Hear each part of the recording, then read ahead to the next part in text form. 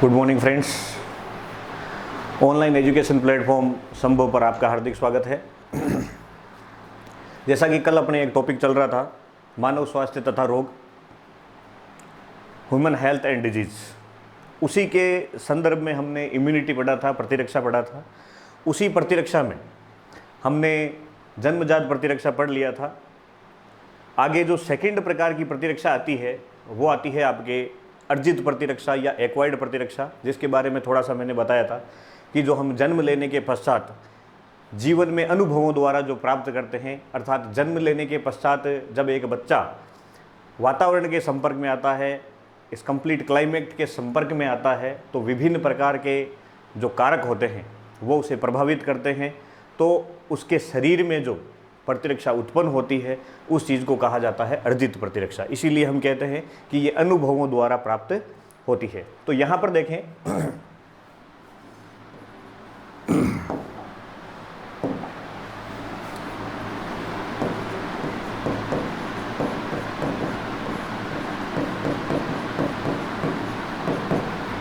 अर्जित प्रतिरक्षा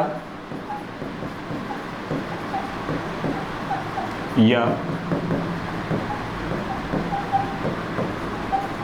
acquired immunity, इसी अर्जित प्रतिरक्षा को विशिष्ट प्रतिरक्षा भी कहा जाता है। ये स्पेशलाइज्ड इम्यूनिटी भी होती है। ऐसा क्यों है? ऐसा इसलिए है क्योंकि अर्जित प्रतिरक्षा जो है वो किसी विशिष्ट एंटीजन को पहचान सकती है और उस विशिष्ट एंटीजन के लिए विशिष्ट प्रकार की एंटीबॉडी का निर्माण होता है। इसीलिए इसे कहा जाता है विशिष्ट प्रतिरक्षा। तो अर्जित प्रतिरक्षा का ही दूसरा नाम है विशिष्ट प्रतिरक्षा।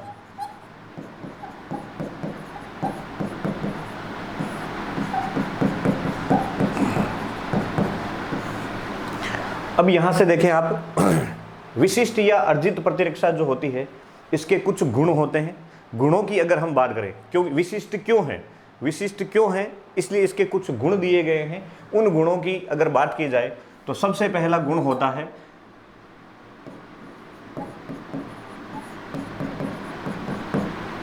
विशिष्टता। अर्जित प्रतिरक्षा जो होती है वो विशिष्ट होती है। विशिष्ट होने का मतलब क्या है? जैसे हम अलग सिद्धांत पढ़ते हैं, जैसे ताला कुंजी सिद्धांत पढ़ते हैं, तो ताला कुंजी सिद्धांत के अंदर हम कहते हैं कि एंजाइम और क्रियाधार होते हैं। तो वहाँ पर एंजाइम जो होते हैं वो क्रियाधार विशिष्ट होते हैं। क्रियाधार विशिष्ट का मतलब ये हो गया यहाँ पे कि एक विशिष्ट क्रियाधार को तोड़ने के लिए एक विशिष्ट एंजाइम की आवश्यकता पड़ती है, तो उस चीज़ को हम कहते हैं विशिष्ट। तो ठीक उसी प्रकार से यहाँ पर किसी भी एंटीजन को जिसने हमारे शरीर के अंदर प्रवेश किया है, उस एंटीजन को पहचानने की इसमें विशिष्टता होती है। इसीलिए इसे कहा जाता है कि अर्जित प्रतिरक्षा जो है वो क्या होती है, विशिष्ट होती है। यानी प्रत्येक एंटीजन जो बाहर से प्रवेश कर रहा है, एंटीजन मीनिंग क्या हो गया कि कोई भी पैथोजन, कोई भी रोग कारक या कोई भी बाह्य प्रोटीन जो हमारे शरीर के अंदर प्रवेश कर रही है, वो प्रोटीन जो है उसको हम कहते हैं एंटीजन। और वो बाहर से जब प्रवेश करती है तो उसको पहचानने की क्षमता हमारी प्रतिरक्षा तंत्र में होती है। इसीलिए कहा जाता है इसका गुण जो है वो कौन सा है, विशिष्टता है। विशिष्टता के बाद में अगर हम बात करें दूसरे गुण की इसमें, तो यहां पर एक पाया जाता है विभेदन। एक इसका गुण है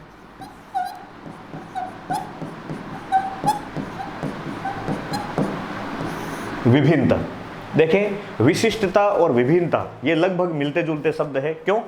विशिष्टता में हमने यहां पर कहा था कि एक विशेष एंटीजन को पहचानने की क्या होती है, क्षमता होती है। विभिन्नता का मतलब क्या हो गया? विभिन्नता का मतलब होता है कि अलग अलग प्रकार के जो एंटीजन्स होते हैं, पैथोजन्स होते हैं, ये पर्टिकुलर कोई एक एंटीजन था, ये कोई दूसरा एंटीजन था, तो इन सभी एंटीजन को अलग अलग तरीके से हमारे शरीर का प्रतिरक्षा तंत्र पहचानता है और उसी के अनुरूप क्रिया करता है। इसलिए ये इसका गुण हो गया कौन सा, विभिन्नता। अगर हम बात करें विभेदन की, तो विभेदन देखो यहाँ पर विभेदन किससे मीनिंग है, विभेदन में क्या होना चाहिए? विभेदन जो है, प्रतिरक्षा तंत्र जो होता है उसमें हमारे शरीर के अंदर जो एंटीजन पाया जाता है। भाई एंटीजन क्या है? एंटीजन एक तरीके से कोई प्रोटीन है। बाहर से अगर कोई आ रहा है तो वो कोई पैथोजन हो सकता है, कोई टॉक्सिक एलिमेंट हो सकता है, कुछ भी जो चीज़ें हैं बाहर से जो हमारे शरीर के अंदर प्रवेश करेगी वो एक तरीके से एंटीजन होती है। तो ऐसे एंटीजन हमारे शरीर में भी है। जैसे हमारे शरीर में विभिन्न प्रकार की प्रोटीन का निर्माण होता है तो वो एक तरीके से एंटीजन ही होती है। और चूंकि जब हम एंटीजन की परिभाषा देते हैं तब भी हम कहते हैं कि वे प्रोटीन। तो कहने का मतलब यह है कि एंटीजन यहाँ पर जो हो गया वो एक प्रोटीनीय भाग है। तो बाहर से आने वाली प्रोटीन और एक जो हमारे शरीर के अंदर प्रोटीन है, अर्थात एंटीजन यहाँ पर अगर देखा जाए तो दो तरीके से हो गया। एक तो एंटीजन जो हमारे शरीर के अंदर है उन्हें कहा जाता है सेल्फ एंटीजन।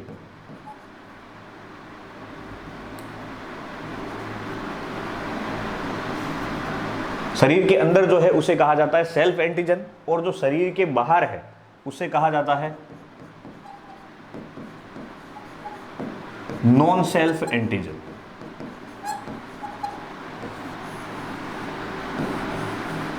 तो ये दो प्रकार के एंटीजन हो गए एक तरीके से देखा जाए तो ओवरऑल, जिसमें एक तो शरीर के भीतर जो हमारे प्रोटीन्स है वो उपस्थित है और एक जो बाहर से शरीर के अंदर प्रवेश करेगी। तो शरीर के अंदर जो है उन्हें बोल दिया सेल्फ एंटीजन, और शरीर के बाहर से जो हमारे शरीर में प्रवेश कर रहे हैं वो हो गए नॉन सेल्फ एंटीजन। तो कायदे से हमारे शरीर का प्रतिरक्षा तंत्र जो है वो बाहर से आने वाले एंटीजन जो होते हैं जिन्हें नॉन सेल्फ एंटीजन कहते हैं उनकी पहचान करता है, और पहचान करने के बाद में वहाँ पर वो इम्यून रेस्पॉन्स दर्शाता है, यानी शरीर का प्रतिरक्षा तंत्र जो है वो वहाँ पर उस पर पर्टिकुलर एंटीजन पर अटैक करेगा और उसे मारने की कोशिश करेगा। तो नॉन सेल्फ एंटीजन और सेल्फ एंटीजन दोनों में विभेदन करने की क्षमता जो होती है वो हमारे शरीर के प्रतिरक्षा तंत्र में होती है। और एक तरीके से देखा जाए तो वो होती है, आगे हम पढ़ेंगे टी सप्रेसर सेल्स पढ़ेंगे, तो वो टी सप्रेसर सेल्स जो होती है उनके अंदर ये क्षमता होती है कि वो सेल्फ एंटीजन और नॉन सेल्फ एंटीजन को पहचान सके। तो आगे हम बात करते हैं विशिष्टता, विभेदन और विभिन्नता। ये तीन इसके गुण हुए। चौथे गुण की अगर बात की जाए यहाँ पर तो ये होता है मेमोरी या स्मृति।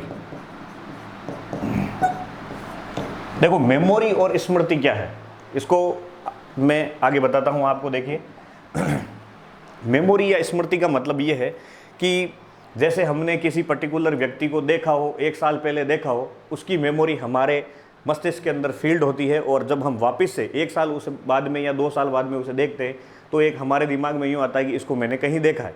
सेम टू सेम कंडीशन यहाँ पर है कि जब कोई भी प्रतिजन हमारे शरीर के अंदर प्रवेश करता है, कोई भी पैथोजन रोग कारक जो हमारे शरीर में प्रवेश कर रहा है, वो जब हमारे शरीर में प्रवेश करता है तो हमारे शरीर के प्रतिरक्षा तंत्र के अंदर कुछ सेल्स जो होती है वो उसकी मेमोरी की फॉर्म में कि भाई ये एंटीजन है, इसकी पहचान ये है, वो हमारे प्रतिरक्षा तंत्र के अंदर स्टोर रहती है, ताकि भविष्य में जब वो कभी प्रवेश करे तो उसको फट से पहचान कर वहाँ पर सेकेंडरी इम्यून रेस्पॉन्स दर्शाया जा सके।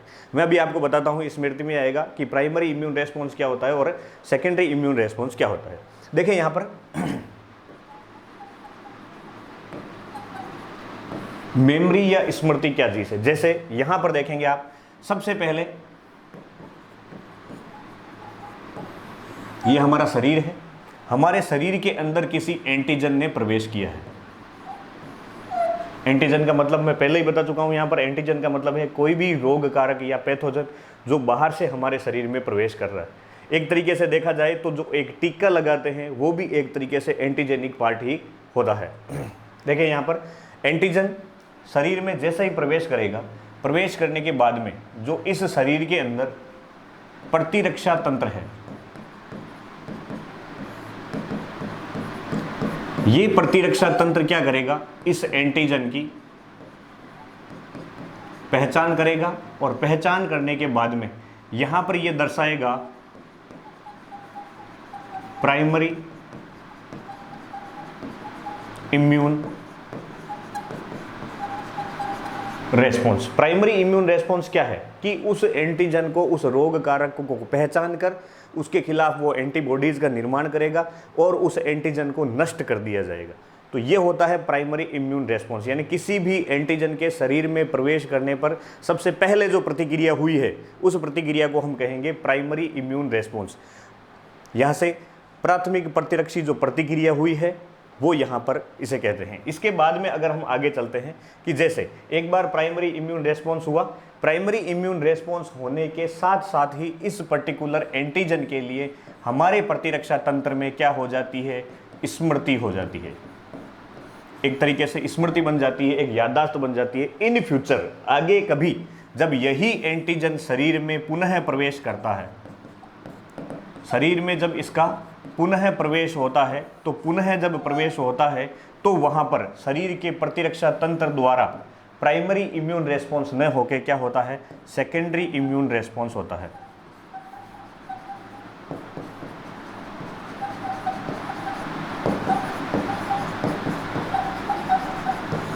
सेकेंडरी इम्यून रेस्पॉन्स होने का मतलब ये हो गया कि वहाँ पर जिस तरीके से पहले पहचानने की आवश्यकता पड़ी थी और उसके खिलाफ एंटीबॉडी बनाई गई थी, फिर उनको नष्ट किया गया था, वैसा सिस्टम यहाँ पर नहीं रहेगा। बस एक पहचान होगी, पहचान होते ही फटाक से वहाँ पर जो एंटीबॉडीज होगी वो सेकेंडरी इम्यून रेस्पॉन्स करेगी और उस एंटीजन को नष्ट कर देगी। देखिए यहाँ पर प्राइमरी इम्यून रेस्पॉन्स जो होता है उसमें समय लगता है, लंबे समय तक ये इससे जो प्रतिरक्षा उत्पन्न होती है वो प्रतिरक्षा लंबे समय तक चलती है।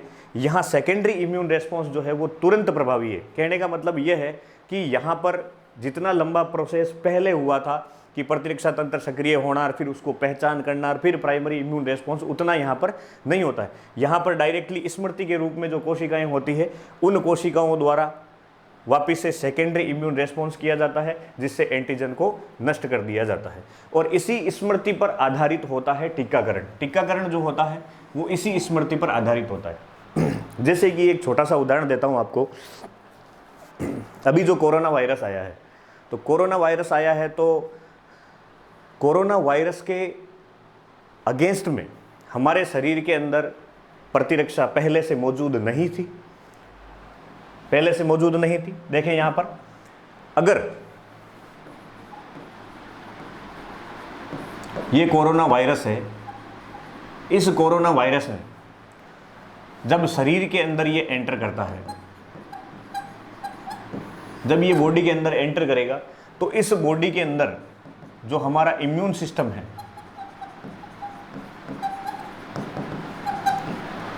ये इम्यून सिस्टम यहां पर कार्य करेगा और हमें प्रतिरोधक क्षमता प्रदान करेगा। किसके अगेंस्ट में? वायरस के अगेंस्ट में। लेकिन साथ ही साथ ये जो इम्यून सिस्टम है, हमारा प्रतिरक्षा तंत्र है, इस प्रतिरक्षा तंत्र में एक स्मृति बन जाती है। प्रतिरक्षा तंत्र में क्या बन जाती है? स्मृति बन जाती है कि इन फ्यूचर जब कोरोना वायरस वापिस से शरीर के अंदर एंटर करेगा तो वहां पर डायरेक्टली क्या होगा? सेकेंडरी इम्यून रेस्पॉन्स होगा। प्राइमरी इम्यून रेस्पॉन्स कहां हुआ? ये यहां पर हुआ, लेकिन सेकेंडरी इम्यून रेस्पॉन्स यहां पर होगा। यही चीज होती है जैसे बचपन के अंदर पोलियो का टीका लगाया जाता है। तो पोलियो का जब टीका लगाया जाता है तो टीका एक्चुअली है क्या?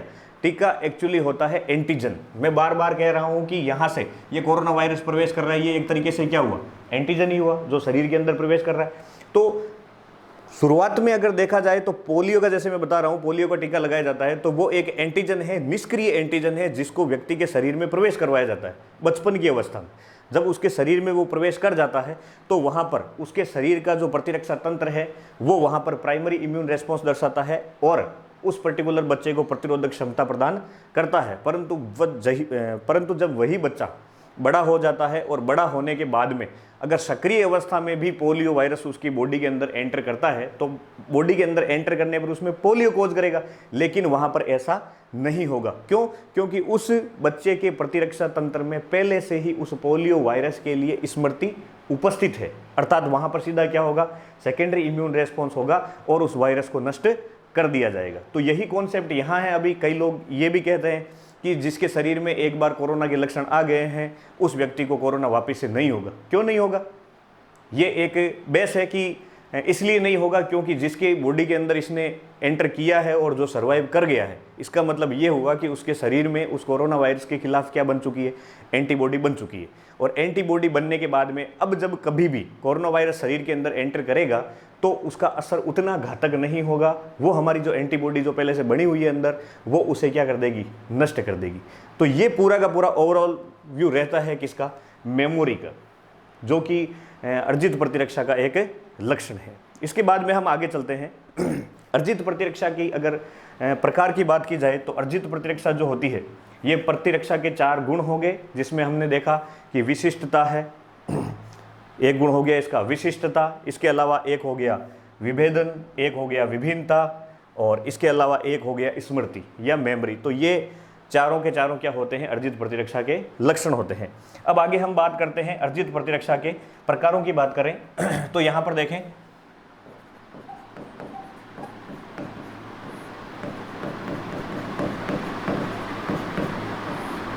अर्जित प्रतिरक्षा जो होती है वो 2 प्रकार की होती है।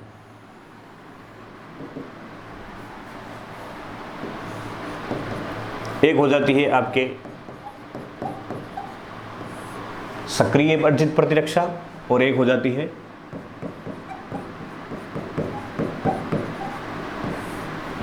निष्क्रिय अर्जित प्रतिरक्षा। अब देखिए सक्रिय और निष्क्रिय में क्या फर्क है। यहां से देखो एक चीज का यह भी ध्यान रखना है कि अर्जित प्रतिरक्षा के जो 2 प्रकार हो गए, एक्टिव इम्यूनिटी और पैसिव इम्यूनिटी। एक्टिव इम्यूनिटी और पैसिव इम्यूनिटी दोनों में अंतर भी आपको यहीं पर समझ में आ जाएगा कि दोनों में अंतर क्या है। तो उन चीज़ों को भी ध्यान में रखना है कि ये जो चीज़ समझाई जा रही है, इस समझाने के साथ साथ में अपने को अंतर भी ध्यान में रखने कि हाँ ये चीज़ इसमें बताई गई, ये चीज़ इसमें बताई गई, तो इनमें ये अंतर हो गया। तो यहाँ से देखें सक्रिय और निष्क्रिय। सक्रिय प्रतिरक्षा जो है वो होती है जहाँ पर अपने शरीर के प्रतिरक्षा तंत्र की भूमिका होती है। यहां पर शरीर के प्रतिरक्षा तंत्र की क्या होती है, भूमिका होती है यहां पर। जबकि निष्क्रिय जो है यहां पर शरीर के प्रतिरक्षा तंत्र की कोई सक्रिय भूमिका नहीं होती है। कोई सक्रिय भूमिका नहीं होती है। साहब ऐसे कैसे हो गया कि कोई सक्रिय भूमिका नहीं होती है? हाँ तो नहीं होती है तो नहीं होती है। अगर कोई व्यक्ति बहुत ज़्यादा बीमार है, किसी व्यक्ति को जैसे एड्स है, तो उस व्यक्ति में अगर हम बात करें कि हम वहाँ पर सक्रिय प्रतिरक्षा उसके अंदर उत्पन्न करवाना चाहते हैं तो वो पॉसिबल नहीं। क्यों? क्योंकि उसका शरीर पहले से इतना वीक है, इतना कमज़ोर है, उसका इम्यून सिस्टम जो है बहुत ही ज़्यादा कमज़ोर है, इसलिए वो प्रतिक्रिया नहीं कर पाएगा। तो वहाँ पर उसके ट्रीटमेंट के लिए निष्क्रिय ट्रीटमेंट ही काम आएगा। तो यहाँ से देखें, यहाँ पर प्रतिरक्षा तंत्र की सक्रिय भूमिका है, जबकि यहाँ पर प्रतिरक्षा तंत्र की कोई सक्रिय भूमिका नहीं है। अब इसका मतलब क्या हुआ? इसका मतलब ये हुआ कि प्रतिरक्षा तंत्र की सक्रिय भूमिका होने का मतलब ये है कि शरीर में कोई जब एंटीजन प्रवेश करेगा तो एंटीबॉडी का निर्माण होगा, और एंटीबॉडी का जो निर्माण होगा वो हमारे शरीर के प्रतिरक्षा तंत्र द्वारा ही किया जाएगा। जबकि निष्क्रिय में क्या होगा? निष्क्रिय में हमारे शरीर के प्रतिरक्षा तंत्र की कोई सक्रिय भूमिका नहीं है। इसका मीनिंग ये हो गया कि जो एंटीबॉडी का निर्माण होगा, देखो किसी भी पैथोजन के शरीर में एंटर करने पर जो एंटीबॉडी का निर्माण होगा वो यहाँ पर हमारे प्रतिरक्षा तंत्र के द्वारा नहीं होगा। अर्थात क्या किया जाएगा? अर्थात बाहर से बनी बनाई एंटीबॉडी मिलेगी शरीर को, बाहर से बनी बनाई एंटीबॉडी शरीर को मिलेगी, जबकि यहाँ पर बनी बनाई एंटीबॉडी शरीर को नहीं मिलती है। प्रतिरक्षा तंत्र जो है वो बनाता है एंटीबॉडी। तो एक अंतर तो यहाँ पर ये हो गया, प्रतिरक्षा तंत्र की सक्रिय भूमिका होती है, जबकि यहाँ पर प्रतिरक्षा तंत्र की कोई सक्रिय भूमिका नहीं होती है। अर्थात यहाँ पर एंटीबॉडी का निर्माण प्रतिरक्षा तंत्र द्वारा किया जाता है, जबकि यहाँ पर जो एंटीबॉडी आती है वो रेडीमेड एंटीबॉडी आती है। अर्थात हमारे शरीर का प्रतिरक्षा तंत्र जो है वो एंटीबॉडी का निर्माण नहीं करता। इसके अलावा हम आगे देखते हैं इसमें, तो सक्रिय प्रतिरक्षा तंत्र जो है वो पुनः 2 प्रकार से है।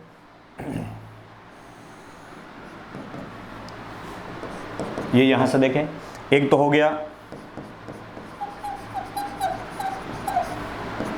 नेचुरल, ये क्या हो गया? प्राकृतिक सक्रिय अर्जित प्रतिरक्षा। एक हो गया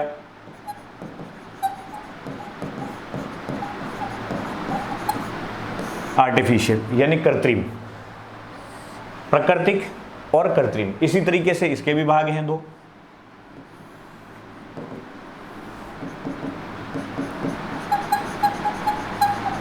नेचुरल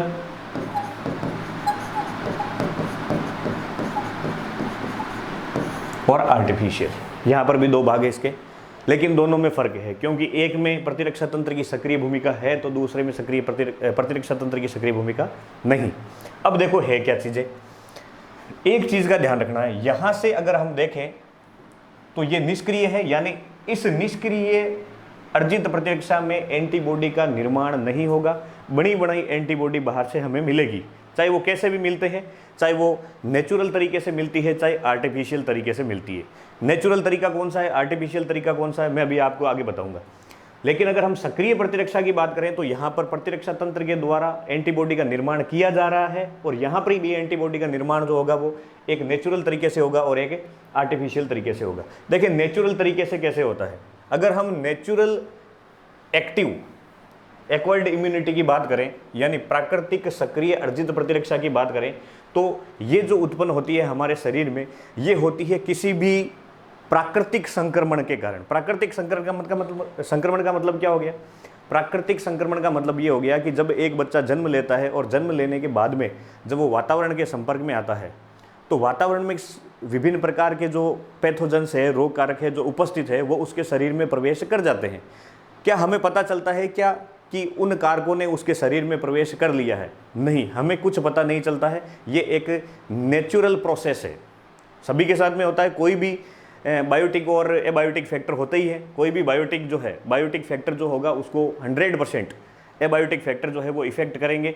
तो यहाँ पर भी इसी तरीके से है कि एक बच्चा जब वातावरण के संपर्क में आया है तो वातावरण के अंदर जो बहुत सारे फैक्टर है, उनमें से कुछ बायोटिक है, एबायोटिक फैक्टर है, वो उसको क्या करेंगे, इफेक्ट करेंगे। तो जैसे ही किसी जीवाणु या विषाणु ने उस बच्चे के अंदर संक्रमण उत्पन्न किया है, तो यहाँ पर देखो कोई भी जीवाणु या विषाणु यानी प्राकृतिक संक्रमण यदि होता है, प्राकृतिक संक्रमण जब होगा तो उस बच्चे के अंदर जब प्राकृतिक संक्रमण होगा तो बच्चे के शरीर में जो प्रतिरक्षा तंत्र है वो प्रतिरक्षा तंत्र जो है सक्रिय है, और वो क्या करता है, उसके खिलाफ एंटीबॉडी का निर्माण करता है, और एंटीबॉडी जो है वो उस एंटीजन को क्या कर देती है, नष्ट कर देती है। तो ये तरीका जो है ये हो गया आपके, ऐसी जो प्रतिरक्षा है वो हो गई प्राकृतिक सक्रिय अर्जित प्रतिरक्षा। अब हम बात करते हैं किसकी, आर्टिफिशियल की। तो आर्टिफिशियल में क्या होता है, देखो आर्टिफिशियल में यहाँ पर तो प्राकृतिक संक्रमण हुआ है, जैसा कि अभी थोड़ी देर पहले मैंने आपको कहा था कि बचपन में जब पोलियो का टीका लगाया जाता है तो पोलियो का टीका जो है वो एक तरीके से निष्क्रिय एंटीजन है जिसको हमारे शरीर में प्रवेश करवाया जाता है। तो उस समय हमें जो प्रवेश करवा रहा है, जो टीका लगा रहा है, उसको पता है उस बंदे को कि हम इसके शरीर में एंटीजन प्रवेश करवा रहे हैं, और वो एंटीजन क्या है, वो एंटीजन एक पोलियो वायरस है, वो निष्क्रिय स्थिति के अंदर है, उसका एंटीजेनिक पार्ट है वो एक निष्क्रिय स्थिति के अंदर है। उसको अगर शरीर में प्रवेश करवाएंगे तो उसका कोई नुकसान नहीं होगा, लेकिन हमारे शरीर का प्रतिरक्षा तंत्र जो है उस पर कार्य करेगा, उसको नॉन सेल्फ एंटीजन मानते हुए, अर्थात शरीर से बाहर का। मैंने दो एंटीजन बताए थे, एक सेल्फ एंटीजन और एक नॉन सेल्फ एंटीजन। तो बाहर से जो एंटीजन हमारे शरीर में प्रवेश कर रहा है वो यहाँ पर एक पोलियो का टीका होगा। तो एक तरीके से आर्टिफिशियल या कृत्रिम सक्रिय अर्जित प्रतिरक्षा जो है वो किसके द्वारा उत्पन्न करवाई जाती है, टीकाकरण के द्वारा उत्पन्न करवाई जाती है, जो कि अभी करवाया जा रहा है। कोरोना के अंदर जो वैक्सीन्स लगाई जा रही है, जो टीके लगाए जा रहे हैं, उनका यही कार्य है कि शरीर के अंदर किसी भी तरीके से कोरोना के अगेंस्ट में एंटीबॉडी बना दी जाए। तो टीकाकरण यहाँ पर हमें पता है कि हम क्या कर रहे हैं, किसके अगेंस्ट में हम ये कर रहे हैं, इसलिए इसको कहा जाता है आर्टिफिशियल या कृत्रिम। तो यहाँ पर टीका, जैसे ही बॉडी के अंदर टीका जाएगा, टीका मतलब एंटीजन, तो वो एंटीजन जैसे ही बॉडी के अंदर जाएगा तो वहाँ पर शरीर का प्रतिरक्षा तंत्र जो कि सक्रिय प्रतिरक्षा में सक्रिय भूमिका होती है जिसकी, वो वहाँ पर एंटीबॉडी का क्या कर देगा, निर्माण कर देगा। तो ये एक तरीका हो गया या एक वे हो गया आर्टिफिशियल एक्टिव एक्वायर्ड इम्यूनिटी, यानी कृत्रिम सक्रिय अर्जित प्रतिरक्षा। उसके बाद में निष्क्रिय प्रतिरक्षा में चलते हैं। निष्क्रिय प्रतिरक्षा की अगर बात की जाए तो जैसा कि हमने यहाँ पर लिखा है, प्रतिरक्षा तंत्र की कोई सक्रिय भूमिका नहीं होती, अर्थात यहाँ पर रेडीमेड एंटीबॉडी जो होती है वो प्राप्त होती है, अर्थात बड़ी बड़ी एंटीबॉडी को शरीर में प्रवेश करवाया जाता है। अब दो तरीके, नंबर एक नेचुरल और दूसरा आर्टिफिशियल। दोनों तरीके से हो सकती है। नेचुरल तरीके से जो होती है वो होती है माता से शिशु को प्राप्त। आप सभी ने कई बार पढ़ा होगा, छोटी क्लासों में भी पढ़ा होगा कि माता से शिशु को एंटीबॉडी प्राप्त होती है। कैसे प्राप्त होती है? जब माता एक शिशु को जन्म देती है तो माता से जो प्रथम स्रावित दुग्ध होता है, प्रथम स्रावित दुग्ध होता है, ये प्रथम स्रावित दुग्ध जो होता है इसी को बोला जाता है कोलोस्ट्रम या खीस। कोलोस्ट्रम या क्या बोला जाता है? खीस बोला जाता है। इस कोलोस्ट्रम या खीस के अंदर एक एंटीबॉडी उपस्थित होती है जो कि होती है IgA। IgA एंटीबॉडी होती है। Ig जो मतलब है इम्यूनोग्लोबुलिन प्रोटीन होती है हमारे शरीर के अंदर, तो इम्यूनोग्लोबुलिन प्रोटीन से ही बनी होती है एंटीबॉडी। तो एंटीजन भी प्रोटीन ही पार्ट होता है और एंटीबॉडी जो होती है वो भी प्रोटीन ही पार्ट होती है। तो IgA एंटीबॉडी होती है। तो ये IgA एंटीबॉडी जा रही है किसके अंदर? शिशु के अंदर। तो शिशु के अंदर ये प्रवेश कर रही है दुग्धपान द्वारा, अर्थात शिशु जो है वो रेडीमेड एंटीबॉडी को प्राप्त कर रहा है। यानी इस IgA एंटीबॉडी के लिए शिशु का जो प्रतिरक्षा तंत्र है वो यहाँ पर निष्क्रिय है, अर्थात उसकी कोई सक्रिय भूमिका नहीं है। लेकिन ये प्राप्त किससे हो रहा है? इसको माता से सीधा डायरेक्टली प्राप्त होता है। और चूंकि दुग्धपान करना ये एक नेचुरल प्रोसेस है, किसी शिशु को सिखाया नहीं जाता है कि माँ का दूध कैसे पीना है, नहीं, ये एक नेचुरल प्रोसेस है। बच्चा जन्म लेने के बाद में अपने आप वो सीखता है कि मुझे दुग्धपान कैसे करना है। तो ये एक नेचुरल प्रोसेस हो गई। उसके बाद में चलते हैं आर्टिफिशियल या कृत्रिम निष्क्रिय अर्जित प्रतिरक्षा। कृत्रिम निष्क्रिय अर्जित प्रतिरक्षा में देखो क्या होता है कि यहाँ पर भी बनी बनाई एंटीबॉडी होगी, लेकिन इस बनी बनाई एंटीबॉडी के अंदर हमें ये पता भी होगा कंटिन्यू, या ये कार्य जो है वो किसी एक्सपर्ट के द्वारा करवाया जाएगा। जैसे यहाँ पर ये कार्य करवाया जाता है टीकाकरण का, एक्सपर्ट से करवाया जा रहा है, तो यहाँ पर भी ये कार्य जो है वो किससे करवाया जाएगा? एक एक्सपर्ट से करवाया जाएगा। जैसे यदि किसी व्यक्ति को सर्प ने काटा है, यदि किसी व्यक्ति को सर्प ने काटा है, सर्पदंश वहां पर हुआ है, तो उस व्यक्ति के शरीर में क्या गया है? टॉक्सिक पदार्थ गया है। यानी एक तरीके से यूं कहूं कि सांप का जहर गया है, वेनम गया है। सांप का क्या गया है? जहर गया है। अब सांप का जहर जो अंदर की तरफ गया है एक तरीके से वो एंटीजन हो गया। तो ये एंटीजन जब उस व्यक्ति के शरीर में प्रवेश करता है, और चूंकि हमारे अंदर सांप के जहर के लिए कोई एंटीबॉडी नहीं है, इसलिए हम डॉक्टर के पास में जाते हैं, तो डॉक्टर जो है वो हमारे शरीर में क्या प्रवेश करवाता है? एंटीबॉडी का इंजेक्शन देता है, ताकि वो एंटीबॉडी जाकर इस एंटीजन या इस वेनम को या इस टॉक्सिक पदार्थ को क्या कर सके? निष्क्रिय कर सके। तो ये इस प्रकार की जो प्रतिरक्षा होगी उस प्रतिरक्षा को कहा जाता है कृत्रिम निष्क्रिय अर्जित प्रतिरक्षा। अब चूंकि ये सारी की सारी प्रतिरक्षाएं जो है वो जीवन में अनुभवों के द्वारा प्राप्त की जाती है, इसीलिए यहाँ पर ये अर्जित प्रतिरक्षा है। इसके अलावा देखें अर्जित प्रतिरक्षा के अंदर हमने जो चीज़ें पढ़ी है कि अर्जित प्रतिरक्षा होती क्या है, अर्जित प्रतिरक्षा जो है उसके गुण कौन कौन से होते हैं, और गुणों को पढ़ने के बाद में हमने वहाँ पर पढ़ा है कि अर्जित प्रतिरक्षा के प्रकार कौन से हैं। तो यहाँ पर देखें सक्रिय और निष्क्रिय हो गया। इसके अलावा मैंने आपको कहा था कि इसके साथ साथ इसके अंतर को भी ध्यान में रखना है। तो देखें अंतर को थोड़ा सा अपन समझ लेते हैं कैसे होंगे अंतर। सबसे पहले अगर मैं बात करूँ सक्रिय प्रतिरक्षा और निष्क्रिय प्रतिरक्षा, तो सक्रिय प्रतिरक्षा में प्रतिरक्षा तंत्र की सक्रिय भूमिका होती है, जबकि निष्क्रिय प्रतिरक्षा के अंदर प्रतिरक्षा तंत्र की कोई सक्रिय भूमिका नहीं होती। जैसा कि मैंने पहले ही बताया था, यहाँ पर एंटीबॉडी का निर्माण जो होता है वो शरीर के प्रतिरक्षा तंत्र द्वारा होता है, चाहे नेचुरल तरीके से होता है चाहे आर्टिफिशियल तरीके से। जबकि निष्क्रिय अर्जित प्रतिरक्षा जो है उसमें शरीर में बनी बनाई एंटीबॉडी प्रवेश करवाई जाती है, यहाँ पर प्रतिरक्षा तंत्र की कोई सक्रिय भूमिका नहीं होती। तो एक तरीके से एक तंत्र ये हो गया कि यहाँ पर प्रतिरक्षा तंत्र की सक्रिय भूमिका होती है, यहाँ पर कोई भूमिका नहीं होती।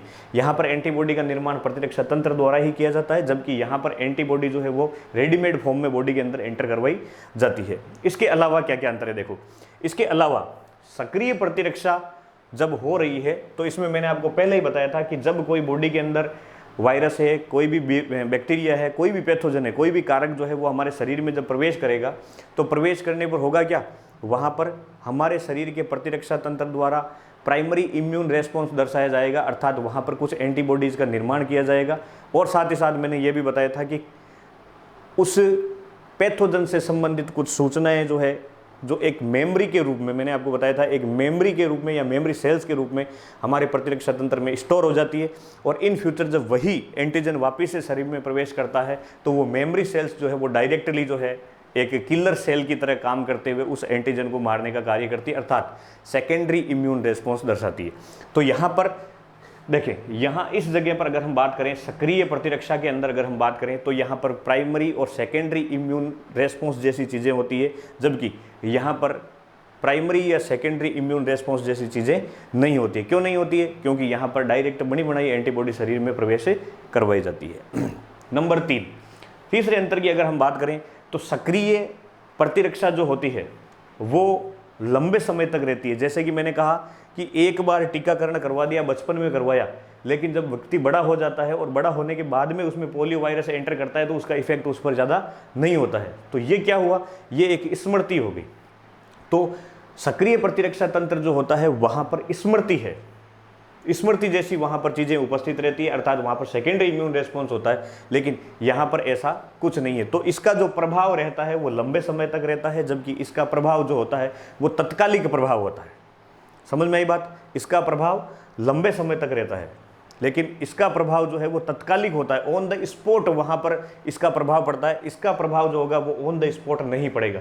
जैसे हमें जुकाम लगती है, नॉर्मल सी जुकाम लगती है, और जुकाम लगने के बाद में हम ये कहते हैं कि दवाई लेते हैं, डॉक्टर के पास में चलते हैं, लेकिन फिर भी वो 4-5-6 दिन तक चलती है। तो 4-5-6 दिन तक चलने का मतलब ये है कि हमारे शरीर का प्रतिरक्षा तंत्र कार्य कर रहा है उस पर, उसको रोकने की कोशिश कर रहा है, उसको नष्ट करने की कोशिश कर रहा है, और 5-7 दिन बाद में बिल्कुल हम ठीक हो जाते हैं। लेकिन अगर सांप का जहर हमें डसे और हम वेट करें कि 5-7 दिन के अंदर धीरे धीरे हमारे शरीर का प्रतिरक्षा तंत्र कार्य करेगा, तो ऐसा पॉसिबल नहीं है। वहाँ पर सांप का जहर जैसे ही शरीर के अंदर प्रवेश करेगा तो हमारे शरीर के अंदर एंटीबॉडी को प्रवेश करवाना ही पड़ेगा, डॉक्टर के पास में जाके एंटीबॉडी के इंजेक्शन लगवाना ही पड़ेंगे। ठीक है, तो ये तत्कालिक प्रभावी होती है, जबकि ये लंबे समय के लिए प्रभावी होती है। इसके अलावा आप देखें सक्रिय और निष्क्रिय प्रतिरक्षा में क्या अंतर है। तो सक्रिय प्रतिरक्षा जो होती है, जैसा कि मैंने कहा था, यहाँ पर प्रतिरक्षा तंत्र की सक्रिय भूमिका होती है। तो जो कोई कमज़ोर मेजबान होता है, कमज़ोर मेजबान का मतलब ये होता है कि अगर किसी व्यक्ति में कोई घातक रोग हो चुका है, जैसे एड्स, मैंने आपको शुरुआत में बताया था, एड्स का जो रोगी होता है उसके शरीर का प्रतिरक्षा तंत्र जो है वो बहुत ही क्षीण हो जाता है। कहने का मतलब यूँ मान लो कि आप अगर किसी व्यक्ति के अंदर 3rd स्टेज तक पहुंचते हैं तो उसका 70 से 80-90% तक प्रतिरक्षा तंत्र जो है वो बिल्कुल क्षीण हो जाता है या उसकी क्षति होती है, वो सही ढंग से कार्य नहीं कर पाता। तो ऐसे व्यक्तियों में अगर हम टीकाकरण करवाएं कि हाँ इस व्यक्ति के इम्यून सिस्टम को आप प्रेरित करो कि इसका इम्यून सिस्टम जो है वो एंटीबॉडी बनाएगा, नहीं, उसका शरीर का इम्यून सिस्टम पहले से ही इतना क्षीण हो गया है, इतना दुर्बल हो गया है कि वो कार्य नहीं कर पा रहा है, और उस स्थिति में हम वहाँ पर टीकाकरण करवा रहे हैं, अर्थात हम नेचुरल या आर्टिफिशियल तरीके से उसको ठीक करने की कोशिश कर रहे हैं। तो नहीं, सक्रिय प्रतिरक्षा तंत्र जो है वो कमज़ोर मेजबान के अंदर ज़्यादा उपयोगी नहीं है, जबकि निष्क्रिय प्रतिरक्षा जो होती है वो कमज़ोर मेजबान के अंदर बहुत ही ज़्यादा प्रभावी होती है।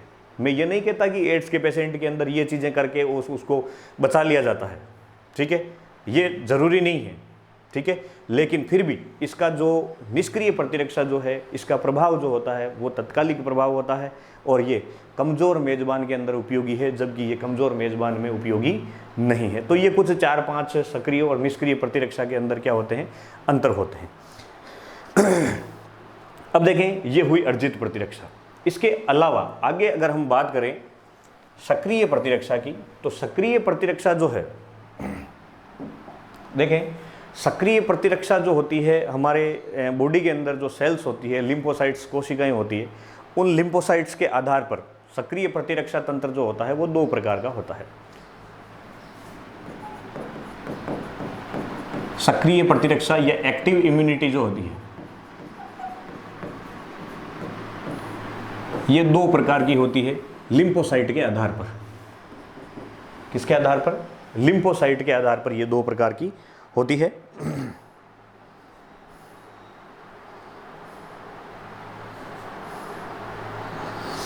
लिम्फोसाइट के आधार पर 2 प्रकार की होती है। एक तो होती है आपके CMIS और एक होती है AMIS।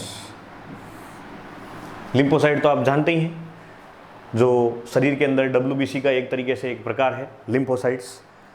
तो CMIS इसका मतलब होता है सेल मीडिएटेड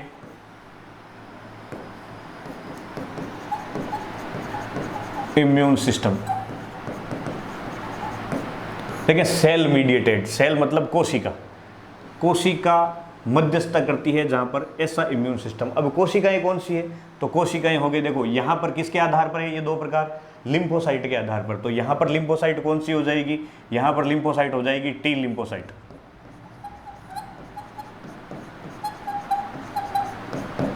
और ये T लिम्फोसाइट वाला या CMIS जो है, ये मैं अगर बात करूं तो लगभग 60 से 70% होता है प्रतिरक्षा तंत्र का। प्रतिरक्षा तंत्र का 60 से 70% जो है वो CMI हो सकता है, सेल मीडिएटेड इम्यून सिस्टम। ठीक है, कोशिका आधारित प्रतिरक्षा तंत्र, जिसमें कुछ कोशिकाएं भाग लेती है, और कोशिकाएं भाग जो लेती है वो कौन सी होती है, T लिम्फोसाइट के कुछ प्रकार होती है, जैसे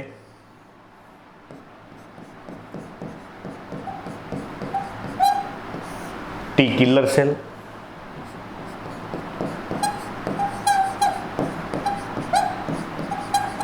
T हेल्पर सेल,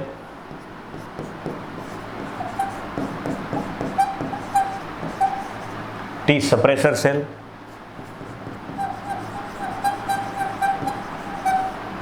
और T मेमोरी सेल। तो ये 4 प्रकार की यहाँ पर कोशिकाएं होती है जो CMIS का निर्माण करती है। अब देखें इन सभी कोशिकाओं का कार्य क्या होता है, ये क्या क्या कार्य करती है। तो अगर मैं यहाँ पर बात करूँ तो सबसे पहले जो T किलर सेल्स होती है, ये T किलर सेल्स जो होती है वो किसी भी एंटीजन को जो बाहर से शरीर के अंदर प्रवेश कर रहा है, उस एंटीजन को डिस्ट्रॉय करने का कार्य करती है, उसको मारने का कार्य करती है। इसके बाद में आगे बात करते हैं हम T हेल्पर सेल्स। तो T हेल्पर सेल्स जो होती है वो यहाँ पर एक तरीके से यूँ कह दें कि जैसा कि इसका नाम है कि हेल्प करना, किसी भी एंटीजन जो है उस एंटीजन को पहचानने में इन कोशिकाओं T किलर सेल्स जो होती है, इन T किलर सेल्स को हेल्प करवाना या उनको एक सहायता करवाना, ताकि वो किसी भी एंटीजन को क्या कर सके, डिस्ट्रॉय कर सके। इसके अलावा बात करते हैं T सप्रेसर सेल्स की। T सप्रेसर सेल्स जो होती है, जैसा कि मैंने पहले आपको बताया था कि अर्जित प्रतिरक्षा जो होती है उसमें विभेदन करने की क्षमता पाई जाती है, अर्थात जो हमारे शरीर का एंटीजन है और जो बाहर से हमारे शरीर में प्रवेश कर रहा है, यानी सेल्फ एंटीजन और नॉन सेल्फ एंटीजन, दोनों में विभेदन करने की जो क्षमता होती है वो किसकी वजह से होती है, T सप्रेसर सेल्स की वजह से होती है। और उसके बाद में होती है T मेमोरी सेल्स। तो मेमोरी सेल्स का कोई कार्य मारने वारने का नहीं होता है या किसी भी एंटीजन को नष्ट करने का कार्य नहीं होता है। जब इस एंटीजन ने शरीर के अंदर पहली बार प्रवेश किया था तो प्रवेश करने के बाद में इसको मारने का काम तो T किलर सेल का था, लेकिन इसकी मेमोरी जो थी, इसकी पहचान जो की गई थी, उस पहचान करने के बाद में कुछ सेल्स जो है स्टोर हो गई थी हमारे इम्यून सिस्टम के अंदर, उन सेल्स को कहा जाता है T memory cells.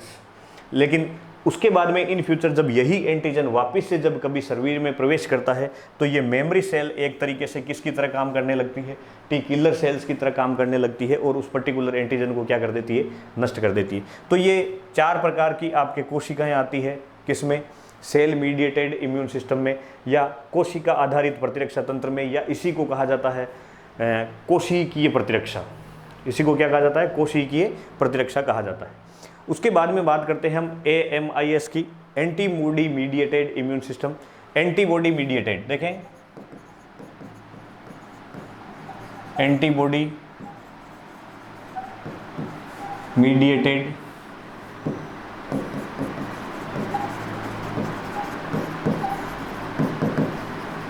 Immune system, प्रतिरक्षी आधारित प्रतिरक्षा तंत्र। एंटीबॉडी किसको बोलते हैं, प्रतिरक्षी, जो हमारे शरीर के प्रतिरक्षा तंत्र द्वारा कुछ प्रोटीन्स निर्मित की जाती है जो एंटीजन के खिलाफ काम करती है, उनको बोलते हैं एंटीबॉडी या प्रतिरक्षी।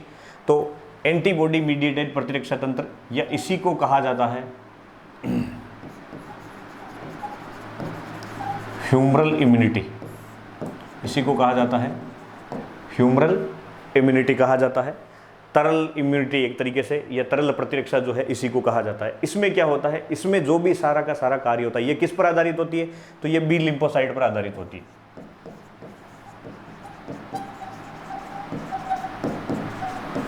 बी लिम्फोसाइट, CMIS जो था वो T लिम्फोसाइट और लगभग 60 से 70% था। AMIS जो है वो लगभग 10% के आसपास, 10 to 20%, 10 to 20% इम्यून सिस्टम का ये निर्माण करता है। और बी लिम्फोसाइट जो होती है ये उस पर आधारित होता है। तो बी लिम्फोसाइट क्या करती है कि कोई भी जब एंटीजन शरीर में प्रवेश करता है तो बी लिम्फोसाइट जो होती है वो उसको पहचानती है, और पहचानने के बाद में इन बी लिम्फोसाइट के द्वारा बहुत सारी कोशिकाओं का निर्माण किया जाता है, जिन्हें प्लाज्मा सेल्स कहते हैं,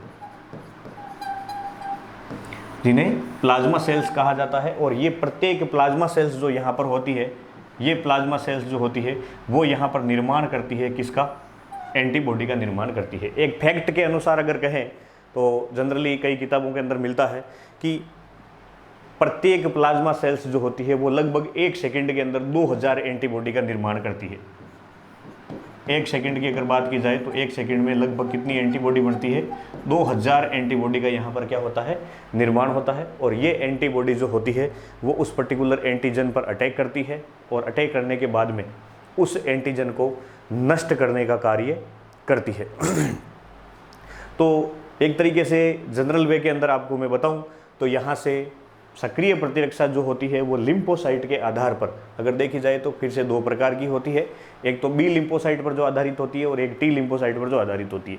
टी लिम्फोसाइट पर जो आधारित है उसे CMIS कहा जाता है, सेल मीडिएटेड इम्यून सिस्टम कहा जाता है, जो कि T killer cells, T helper cells, T suppressor cells और टी मेमोरी सेल्स, इन 4 प्रकार की कोशिकाओं द्वारा ये कार्य किए जाते हैं या इस इम्यूनिटी का निर्माण किया जाता है। जबकि इस तरफ अगर देखें तो AMIS जो है वो बी लिम्फोसाइट पर आधारित है, और लगभग 10 to 20% इम्यून सिस्टम जो है उसको ये कवर करती है। यहाँ पर इसी को ह्यूमरल इम्यूनिटी या तरल प्रतिरक्षा भी कहा जाता है। इसमें होता क्या है कि जो बी लिम्फोसाइट्स होती है वो बी लिम्फोसाइट जो होती है वो प्रोलिफरेशन करती है, प्रचुरोद भवन करती है, और प्रोलिफरेशन करने के बाद में वो प्लाज्मा सेल्स बनाती है। और प्रत्येक प्लाज्मा सेल्स जो है वो 1 सेकंड में लगभग 2000 एंटीबॉडी का क्या करती है?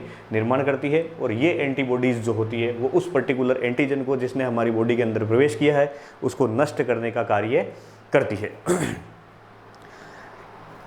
अब देखें, ये तो आपके हुआ इम्यून सिस्टम वाला पार्ट। इसमें भी अगर आप चाहें तो आगे जो अपने एंटीबॉडी है उस एंटीबॉडी की थोड़ी सी संरचना के बारे में हम बात कर सकते हैं कि एंटीबॉडी होती कैसी है या एंटीबॉडी का कार्य क्या होता है। तो यहाँ से अगर देखें आप कि एंटीबॉडी जो होती है जनरली ये माना जाता है कि एंटीबॉडी को जब प्रदर्शित किया जाता है, प्रदर्शन जो एंटीबॉडी का किया जाता है वो किया जाता है इस तरीके से H2L2। एंटीबॉडी को जब बताते हैं तो उसको प्रदर्शित कैसे किया जाता है? H2L2 से किया जाता है। H2L2 क्या है? तो यहाँ पर देखें कि H2L2 का मतलब यहाँ पर यह है कि 2 यहाँ पर क्या होती है? हैवी चेन होती है। हैवी चेन की संख्या होती है 2, और 2 ही यहाँ पर होती है लाइट चेन। अब आप कहेंगे कि सर ये हैवी चेन लाइट चेन क्या है? तो कुछ नहीं है। हैवी चेन और लाइट चेन जो होती है वो एक्चुअली, देखो मैंने आपको पहले बताया था कि एंटीबॉडी जो होती है वो प्रोटीन होती है। प्रोटीन का जो निर्माण होता है वो एमिनो एसिड की एक श्रृंखला होती है जिसको पॉलीपेप्टाइड चेन कहा जाता है। तो यहाँ पर देखें पॉलीपेप्टाइड चेन है ये, एक तो है हैवी पॉलीपेप्टाइड चेन है जो कि 2 है, और एक लाइट पॉलीपेप्टाइड चेन है जो कि भी क्या है? 2 है। कुल मिला के अगर देखा जाए तो यहाँ पर 4 जो है पॉलीपेप्टाइड चेन होती है जिनसे मिलकर एंटीबॉडी का निर्माण होता है, और इन्हीं से निर्माण होने की वजह से यहाँ पर एंटीबॉडी का जो शेप हो जाता है वो अंग्रेजी के बड़े Y अक्षर के जैसा हो जाता है। तो यहाँ पर देखें जनरली एक छोटा सा मैं आपको और भी बताता हूँ कि ये एंटीबॉडी है इस प्रकार से,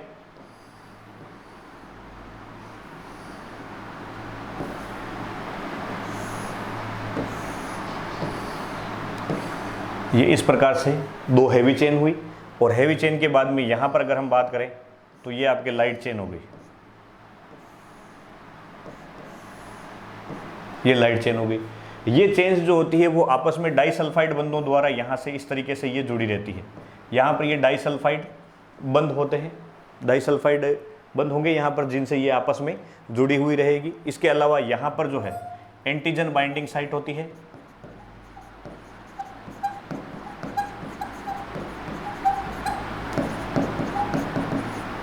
एंटीजन बाइंडिंग साइट, यानी ये वाला हिस्सा जो है यहाँ से अगर हम देखें, ये इतना सा देखें, यहाँ से ये वाला जो हिस्सा है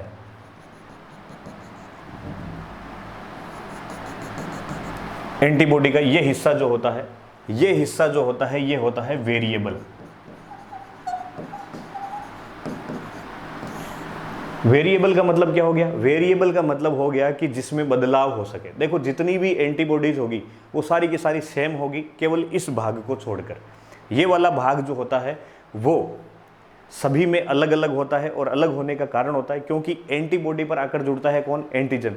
और एंटीजन जो है यानी बाहर से कोई वायरस आ रहा है या कोई भी पैथोजन आ रहा है, उसका शेप फिक्स थोड़ी है, कैसा भी हो सकता है, कोई सा भी हो सकता है। ये तो है नहीं कि एक ही पैथोजन है दुनिया के अंदर, बहुत सारे अलग अलग पैथोजन है। तो जैसे जैसे पैथोजन शरीर में प्रवेश करते हैं उसी के अकॉर्डिंग यहाँ पर साइट होती है। तो वो एंटीजन बाइंडिंग साइट जो होती है वो प्रत्येक एंटीजन के लिए अलग अलग होती है, इसलिए ये वाला जो रीजन होगा ये वेरिएबल रीजन होता है। वेरिएबल का मतलब जिसमें चेंजेज होते हैं, ठीक है। और इसके अलावा बाकी वाला पार्ट जो होता है, ये नीचे वाला पार्ट, ये पूरा का पूरा कांस्टेंट होता है। कांस्टेंट होने का मतलब है कि ये फिक्स होता है, इसमें कोई बदलाव नहीं होते हैं। जितनी भी एंटीबॉडीज उपस्थित है उन सभी एंटीबॉडी में ये वाला भाग क्या रहता है? समान रहता है। और कारण मैंने आपको बता ही दिया है, क्योंकि यहाँ ऊपर वाले भाग पर कौन जुड़ता है? आकर एंटीजन जुड़ता है। एंटीजन जो रहते हैं वो अलग अलग रहते हैं, इस वजह से इनका शेप भी जो रहेगा वो क्या रहेगा? अलग अलग रहेगा। अब इसी से हम नाम दे सकते हैं, जैसे वेरिएबल रीजन जो है, देखें यहाँ पर ये हैवी चेन है, तो ये कौन सा भाग हो गया? हैवी चेन का वेरिएबल भाग हो गया, यानी variable region of heavy chain. ये हो गया variable region of light chain. ये हो गया फिर से variable region of heavy chain, और फिर से हो गया variable region of light chain. तो ये हैवी चेन हो गई, ये वाली तो हैवी चेन है, और ये वाली कौन सी हो गई? लाइट हो गई। तो यहां से आप ये वाली चेन जो है वो हैवी हो गई, ये भी हैवी है, और बाकी ये वाली जो है ये क्या हो गई? लाइट हो गई। तो ऊपर वाले वेरिएबल रीजन हो गई, नीचे वाले कांस्टेंट रीजन हो गए। इनके बीच में क्या हो गया? यहाँ पर ये डाइसल्फाइड बॉन्ड हो गए, इस तरीके से ये डाइसल्फाइड बॉन्ड इनके बीच में बन जाते हैं, ठीक है। तो ये एक एंटीबॉडी की जनरल वे के अंदर स्ट्रक्चर होती है। और इस एंटीबॉडी के अगर मैं कार्यों की बात करूं तो एंटीबॉडी जो होती है, देखो उसमें number 1 agglutination,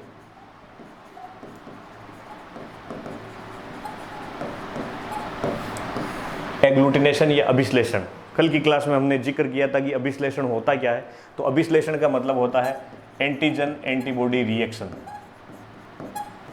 antigen antibody reaction यानी शरीर में जब एंटीजन प्रवेश करता है तो उसके खिलाफ जो एंटीबॉडी बनेगी वो एंटीबॉडी आकर उस एंटीजन के साथ में जुड़ जाती है, जिस चीज़ को कहा जाता है एंटीजन एंटीबॉडी रिएक्शन। इसके अलावा दूसरे कार्य की मैं बात करूं तो यहाँ पर होता है उदासीनीकरण, न्यूट्रलाइजेशन। उदासीनीकरण, जैसा कि मैंने आपको बताया था कि यदि किसी व्यक्ति को सांप डस जाता है और वो जहर उसके शरीर के अंदर प्रवेश करता है तो हम डॉक्टर के पास में जाते हैं। डॉक्टर वहाँ पर उस जहर के लिए पर्टिकुलर बनी वाली एंटीबॉडी जो होती है उसको हमारे शरीर में इंजेक्ट करता है। तो वो एंटीबॉडी जब हमारे शरीर में प्रवेश करेगी तो वो उस जहर का क्या कर देगी? उदासीनीकरण कर देगी, न्यूट्रलाइज कर देगी उसको, अर्थात जहर को निष्क्रिय कर देगी, जिसकी वजह से हमारे शरीर पर उसका कुप्रभाव नहीं होगा।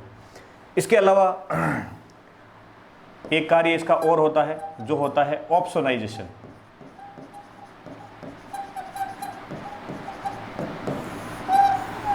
आप कहेंगे कि सर ऑप्सोनाइजेशन क्या होता है? तो ऑप्सोनाइजेशन में पर्टिकुलरली 2 प्रोसेस आती है। एक प्रोसेस तो आ जाती है आपके फेगोसाइटोसिस,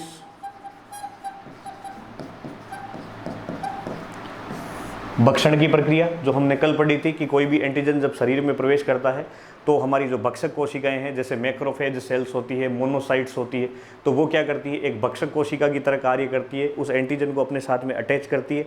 अटैच करने के बाद में अंतर्ग्रहित करती है, और फिर अंतर्ग्रहित करने के बाद में उस सेल के अंदर यानी जो भक्षक कोशिका है उसमें जो लाइसोसोम होता है वो अपने एंजाइमों से या हाइड्रोलाइजेज जो एंजाइम होते हैं उन एंजाइमों से उस एंटीजन को पचाने का काम करता है या उसको नष्ट करने का काम करता है। तो वो चीज़ मैंने कल आपको बताई थी फेगोसाइटोसिस में। और इसके अलावा एक यहाँ पर चीज़ होती है साइटोलाइसिस, कोशिका अपघटन प्रक्रिया, जिसके अंदर क्या किया जाता है कि कोशिका को भेद दिया जाता है और कोशिका के अंदर से कोशिका द्रव्य जो है वो बाहर निकलने लगता है। बाहर निकलने की वजह से कोशिका सिकुड़ती है और उसकी क्या हो जाती है?